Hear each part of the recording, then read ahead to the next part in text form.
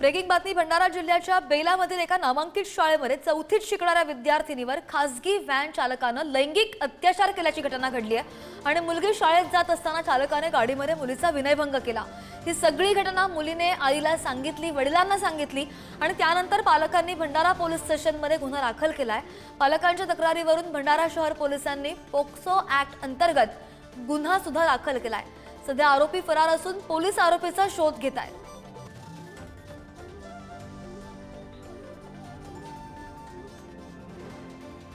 शिकणारी जी मुलगी आहे वय 10 वर्षाचं आहे, ती मुलगी शनिवारी स्कूल व्हॅननी शाळेत जात असता जो चालक आहे ड्रायव्हर त्यांनी तिच्यासोबत विनयभंग केलेला आहे। भारतीय न्याय संहितेचं कलम 75(1) आणि पोक्सोचं कलम 12 या कलमांवर गुन्हा दाखल झालेला आहे।